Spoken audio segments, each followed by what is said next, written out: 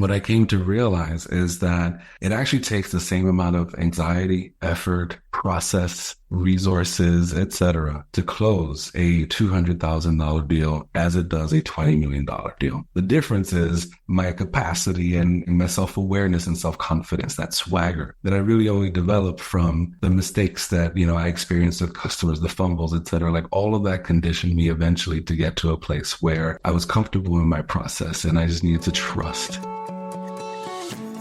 Top leaders, meaningful conversation, actionable advice, bulldoze complacency, ignite inspiration, create impact. Produced by Southwestern family of companies. This is the Action Catalyst. Are you interested in advertising with the Action Catalyst? Our listeners could be hearing about your brand right here, right now. For details, shoot us an email at info@theactioncatalyst.com. Hello, Action Catalyst listeners. Today, our guest is Luis Baez. He has been a sales enablement strategist at companies like LinkedIn, Uber, Tesla, and Google. Luis Baez has spent 14 years of his experience in sales and marketing, bringing a breadth of knowledge and experience that spans digital advertising, software, and sustainability, with a revenue impact of over $600 million to date. Hi, good to meet you. You as well. So Luis, talk to me a little bit about your background. How did you get started in the world of sales? It was really by chance. I am the first in my family to pursue a college education, and one of the best outcome, of course, it's like doctor, lawyer, business person. Tried being a doctor, hated it. Went to law school, dropped out, hated it. And then after that, I had a friend who was working on the marketing team at WebMD. And she said to me, you don't know this, but you've got this magnetism about you and you have a way of just commanding people. Like you have a presence. And I wonder if sales might be for you. And so she referred me in and I went through 8 rounds of interviews for an ad sales job, knowing nothing about advertising or online business or tech or even working in corporate. Because up until then, I'd worked nonprofit and legal. That experience cemented, if nothing else, my capacity to sell myself, because I went through 8 rounds of interviews and I got a job offer. All right. I'd love to hear a little bit more about, I know one of your big talking points is intrapreneurship. What did that look like for you at a few of these different companies? Yeah, I want to say that I didn't really realize that I was an intrapreneur. I didn't understand what that meant or the capacity for that until I stepped away from corporate and became an entrepreneur. And I started an online business and a consultancy. I would sell online programs and consult other startups.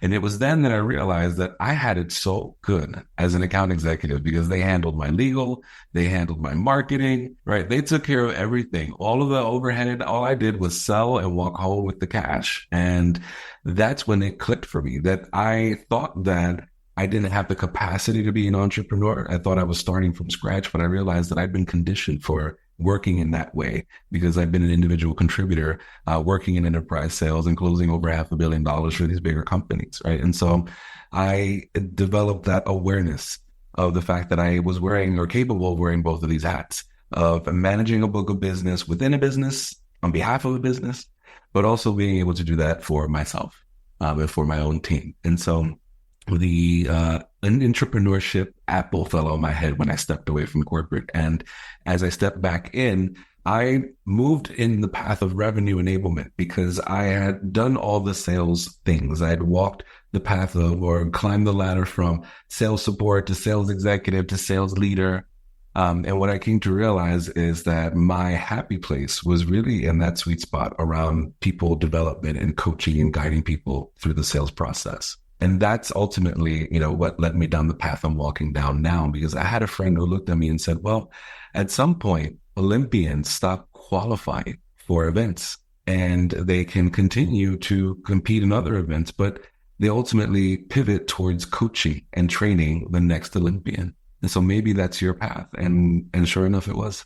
What were some of the key differences for you, though, from building your own practice versus working for one? I think starting your own business, you have to be an adrenaline junkie. It's all on you, right? To get started. You're going to get help from other experts. You're going to, pull people into projects, launches, development, et cetera. You're going to hire people as you go. But at the onset, it's actually a really lonely process, and you've got to work really hard and diligently to build a network around yourself. But the thing that I am clear about after having had these experiences is that the methodologies or the approach when it comes to selling or sales, it's really the same, right? When you think about taking someone from not knowing you or understanding what it is that you offer to visualizing the transformation after having worked with you, to seeing results at the end, and your capacity to influence and guide and consult. Those are skills that I think are universal no matter how it is that you're showing up, whether you're an intrapreneur or an entrepreneur. And I guess for our listeners, how would you define intrapreneurs that you help? Yeah, an entrepreneur is someone that has a share of the business and operates and functions as someone who holds himself accountable for their shares of the business, right? And so the context for that is coming up in the tech industry. It's no secret that part of the incentives that you see for working in tech include a salary and equity in the company or options, right? And so when you think about it, if you're receiving shares in the business, that means you own a piece of it, right? And if you own a piece of it, then the way that you show up needs to be aligned with that rather than having a passive experience and just clocking in and clocking out. Let go of the title, let go of the ego, and just assume and claim the title of being a boss in this business and show up like one. And think about how you spend the first hour of your day. Think about the people that you surround yourself with, building your own board of advisors. Think about even the way that you run point on projects, holding yourself accountable and leaving nothing to chance. That shift has to happen with that realization that I own a piece of this business. I'm not just an employee of it. Yeah. So what I'm hearing you say is almost like a mindset of treating your job less like a job and more like an owner. Exactly. Mindset and a work ethic for sure. What are some organizations or companies in your experience that do this well? The best career experience I've ever had was at LinkedIn. The culture is bar none. And I mean, you would expect so, right? They're the world's largest professional network. And so, the ways that you build your career and the kind of career experience that you have are very carefully designed. So I borrow a lot of, my ideas and my playbooks from the experiences that I had there and from the leaders that I engaged with while I was there. I'm always intrigued by companies that are able to create that culture. Yeah, it is not impossible, right? I'm going to say that it certainly takes some time and some effort and investment. It takes some shedding of old skin and old assumptions about how we do business and how we should be doing business. But once you let go and you put your faith in the process and in the methodology, it can be a really wonderful experience for everyone, right? It can be a really wonderful experience for you as a leader to see that your team is optimally productive and people are happy and, you are, trending to hit your own goals, for your higher ups. And then the people who are engaging directly with customers, right? They feel a sense of responsibility to the customer in a very different way. They feel like a stakeholder and an owner in it. We talk a lot on our podcast about the different levels of confidence and expertise at something and how that's developed over time. What was your journey in sales? When did you make some big leaps and what were some of the setbacks? How much time have we got left? For context, again, I'm someone that's first generation, didn't have any family that ever worked corporate. So I didn't have any sense for how to navigate these spaces. I'm also an gay man. And so I inherently have connected with leaders and colleagues and people that didn't really make me feel welcomed or found ways to try to throw daggers at my back or interrupt my sales flow or my relationships with customers, right? I've had some issues really navigating my career. And so I want to contextualize all of it. I think it's really important to recognize that not everyone has this sort of work experience where we get to clock in and clock out. Some of us have to do double time while we're on the clock. At first, I fumbled when it came to sales and selling. I wanted to control the conversation, be the smartest person in the room, and I didn't want to lose face, right? There was so much anxiety because I'd never been trained. But as I progressed and I was moving up the ladder, I started to become methodical in my approach. I started to think about, and when I walk into conversations with customers, typical profile, same anxiety, same line of questions, I'm going to make sure that I'm prepared with answers, examples, case studies, stats, etc. So it took some time to build that fluency and understanding the customer and very confidently addressing their hesitations and objection, right? That was one big skill and area of confidence that I developed over time. And then there was this other thing about the mindset shift, right? Like once I got comfortable with like a methodical and repeatable process to selling that took away the anxiety from me showing up for that customer, but also ensured that like I wasn't showing up and throwing up and actively listening to the customer, right? Then there was the pursuit of bigger deals, going from selling $200,000 deals to $2 million deals to $20 million deals. The mindset shift, right? As I kept going up in my career from selling mid-market to enterprise sales, what I came to realize is that it actually takes the same amount of anxiety, effort, process, resources, etc., to close a $200,000 deal as it does a $20 million deal. The difference is my capacity and my self-awareness and self-confidence, that swagger that I really only developed from, again, all the experiences that I had messing up deals, getting the feedback, fighting against all the things against me to, get my place to the starting line of the race. But then even just thinking about like the mistakes that, I experienced with customers, the fumbles, et cetera, like all of that conditioned me eventually to get to a place where I was comfortable in my process and I just needed to trust that it would help me and that I would succeed moving on to bigger accounts. Truth be told, it was messy throughout. Right. But as I moved up, so did my confidence. Along the way, I had some examples of really amazing leaders. One of the best examples of leadership that I've experienced to date was at LinkedIn. This was my first tech job. I'd been recruited to work at the company, super excited, but I'd come from very toxic sales environments and sales floors where, it's that always be closing mentality.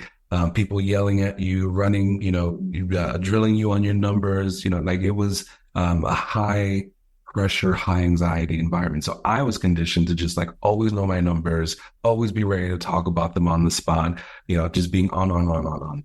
And it was it was a totally different experience than I was expecting because my director steps into the room. She was 2 minutes late and she apologized to everyone in the room, plugged her laptop in, projected her laptop on the screen, and on the screen was her calendar. And it was wild and color coded and filled to the brim. And she opened up by holding herself accountable. I'm sorry I was late. Here's where I was. Here's what I was doing. This is what I'm working on this week. This is how I prioritize your requests. These are the time blocks that I've dedicated to working on these things. These are the meetings that are happening to move on these things. Before drilling us, she held herself accountable and demonstrated to us the way that we should be thinking about our time and how we manage. I was blown away. Yeah, I love that. It sounds like you're also pretty self-taught. What were some of the key books, things that you've read or listened to around the world of sales that helped you develop and hone your craft? I actually hate most of the sales content that exists. Okay.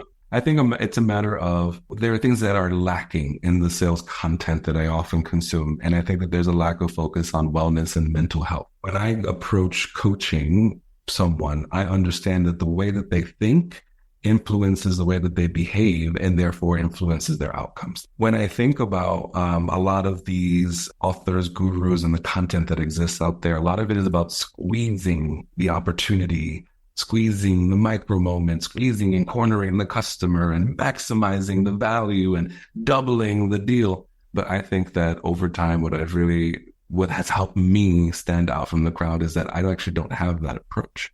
I'm not sharky or sleazy. I'm not the high pressure seller. Over time, I figured out my style. And it was really after reading all the books and not feeling that like they really spoke to me and then going off and trying my own thing. And I think that actually the books that have helped me the most are actually not the sales books. It's the psychology and the copywriting books, right?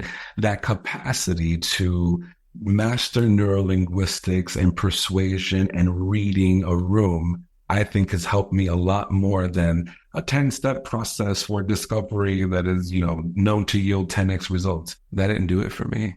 So maybe coming back to you kind of are on double duty, right? You work for Deputy today, but you also have your own consultancy still. So what's been the balancing act of that? It's an imbalanced act, that is for sure, right? There are moments where my career requires a lot more of my time and my attention and focus. Then I have to allow for that and create the space for that because I'm still very committed to the work that I'm doing and the ways that I'm growing. There's still a road that I'm walking. I haven't quite achieved everything I want to walking down that path. At the same time, I'm an Enneagram 2. I'm an empath. I'm an introvert. I love to just help people. And even though I don't have a full roster of clients at all times like I used to when I was doing it full-time solopreneurship. I still get people reaching out to me, working on some really amazing ideas, really brilliant business models that have, a social and equity component to it that I really admire and respect. And as these opportunities come up, I can't say no to the chance to step in and advise and consult and to help implement sales processes or to help interview their first sales hire, or even write the job description for that, right? And thinking about, ways that I can help other businesses that deserve a standing chance get that jump start, and honor the trust that they're putting in me. But it's hard. I'm not going to sugarcoat it. Ambition is like playing with fire. Sometimes you've got to know and you've got to dip out. And I think that over time, I have learned to recognize those moments where my cup is overflowing and I need to set boundaries and I need to also go offline. And that's really important too, because when you're grinding, you stop producing good ideas. When you're tired and exhausted, not just like the physical fatigue, but when you reach that mental fatigue, no one's going to benefit from it. And so you have to go offline. You need to get your sleep. You need to get your workouts in. I've also gotten into the floating spa. I don't know if you ever had that experience. You get into a sensory deprivation pool. It's a saltwater pool. You just lay there and it's like you just melt into time and space. You have to actively, this is why I mentioned earlier, like one of the things that's like missing from the books that I read often around leadership and sales, it's like, you got to take care of number one. And that's the conversation that we don't have enough of. It's like, I am not AI powered. I'm human. My batteries need, an intentional recharging. Yeah. So it's really important to recognize when that is, for sure. When you got into your consulting practice, I mean, this is something that a lot of listeners have thought about doing. A lot of our listeners did make that jump for themselves, whatever that business was. What were the biggest surprises for you? I thought I had a leg up because I knew business, right? Before going into business for myself, I'd worked as an executive selling to Fortune 500 C-level executives, running the numbers, working with all the analysts, et cetera. Like I thought I knew how to run a business. And so even before I stepped into that space, had the website together, had the offer together, sales pages, the emails, everything like set up and running. I was like, yes, I've got this, right? If you build it, they will come. And I built it. And then no one showed up. Yeah. No one showed up. It was like, okay, I'm not competing against anyone. It's just me at the starting line of this race, right? This is a solo marathon that I'm about to go on. And in my fever to get started and to get everything looking just right, I overlooked the fact that like I didn't have like an email list or a following or anything. I was starting from scratch. Got the LLC set up, got the accountant, and all these things going on in the background because I thought I knew how to run a business. But it is very different when you are out here putting yourself out there, and there are probably 1,000 ways to crack this egg. And it's a matter of testing, refining, and optimizing, but also like showing up authentically, right? Like it took me a while to step away from running ads and doing all those things that the gurus and everyone said you should be doing when you're running an online business, right? I found my sweet spot in teaching and guest teaching and guest speaking. And this is what I love doing. And this is the intersection of doing something that I love and doing something that's super effective for my brand and my business. And so I just want to encourage anyone who's listening to this and going, yes, I hear what you're saying. I don't know, I've tried cracking the eggs, 800 out of 1,000 ways. Like, what should I do next? Do what feels right and do it well. Yeah, great advice. And so you found part of the solution to one of your challenges on starting your business was providing education to your audience as a way to build trust. You chose LinkedIn as the platform for that. I feel like that's what I read. LinkedIn and Instagram and Facebook groups. Because a lot of folks that step into online business and solopreneur, solo practitioner sort of work will often join communities on Facebook. They'll follow other online teachers and things that have communities. And so one of the ways that I would build my roster of clients is like jumping into these communities, adding massive value. And then eventually people, would tap my shoulder and say, I'd love to talk to you and learn more. Same thing on Instagram and then same thing on LinkedIn. LinkedIn for me will always be Baez. And it's not just because I work there. Like I I ended up being recruited at LinkedIn because of my activity on LinkedIn. Like literally the recruiter was like, "You're hella active. Do you want to come talk to us about teaching other people how to use LinkedIn?" And it's been the perfect place to showcase myself and the work that I do across every space that I move. A lot of folks will, ask, where do I build my community? Yeah, a different customer intent. If we want to like break it down from that, but the same person that I might be engaging with will spend their time on LinkedIn differently than on Instagram. When I engage with them on LinkedIn, I'm offering advice. When I'm hanging out with them on Instagram, we're sharing memes. It's the water cooler versus the boardroom, right? And when you think about engaging with your colleagues or coworkers or customers in everyday situations and physical spaces, there are moments where you button up because it's time to do business, and there are moments where you let your hair down. And so I have to think about how to create those experiences in virtual settings. And that's ultimately was my approach. I had a different presence on each channel. But I was engaging with the same pool of business owners who were on these platforms for their own marketing needs or maybe researching and sourcing customers for themselves. Yeah. Were you kind of a super user, I guess, of this form of does this how you digested your content? A lot of trial and error and a lot of coming up against, I actually did not like the idea of using Instagram for business, right? Like Instagram is where I hung out with my cousins, my aunties, my besties. So I had to set up a business account for business purposes. And I am someone that it was so buttoned up and corporate and didn't want to lose face. It's I was coming off too serious on the platform, right? And I wasn't getting the results or I wasn't making the connections that I wanted. Lots of learning about how to show up, learning from everyone else and lots of time committed. I'm also someone that doesn't actually like to spend a whole lot of time on social media, right? I literally set a timer, open the app, boom, boom, boom, boom, boom, timer goes off, we're done. You have to have boundaries because you could literally spend an entire day on LinkedIn or Instagram and not make a single dollar. Yeah, agreed.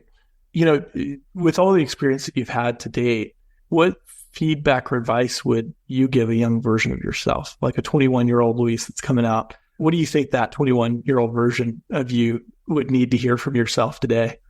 Start sooner, and it's going to be messy no matter how much you try. So just get used to that. The younger me was like this perfectionist who had a 10-year plan. Yeah, I grew up in poverty, first in my family to receive an education. I wasn't going to blow my shot. I had a method. It was a way that I was going to continue to grow and come up in my career. And I think because of that, I delayed starting things or, because it wasn't the right time. Or I didn't start because it didn't look right or it was messy or it wasn't perfect, right? But over time, I've learned the power of progress over perfection. Mm. So if I could go back to my younger self, I would impart that knowledge on them and say, everything you want is going to happen. Everything that you deserve is already in motion. Start now. Get it done. Slap lipstick on it later. Yeah, that's good. We're going to get you a t-shirt made that says that. We always ask our guests how success is defined by them because, it's such a generic word. When you define success, what does it mean to you and how do you know when you've achieved it? Yeah, that's an excellent question.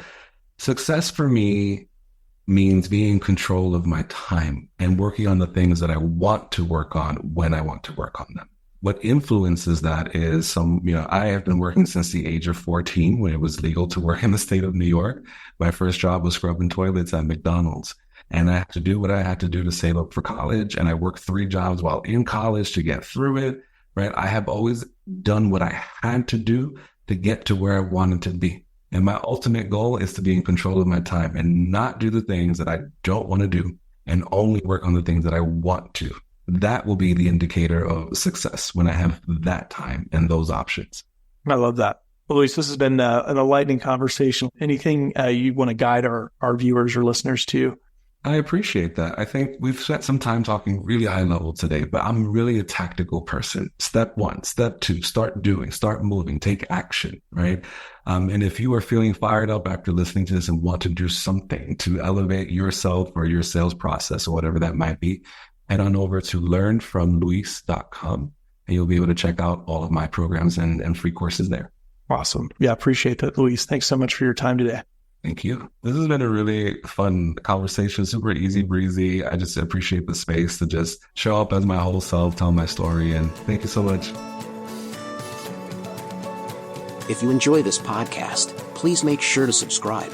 And to stay updated on everything that the Action Catalyst is up to, make sure to follow us on Facebook and Instagram at Action Catalyst Podcast and on Twitter at Catalyst_Action. And thanks for listening.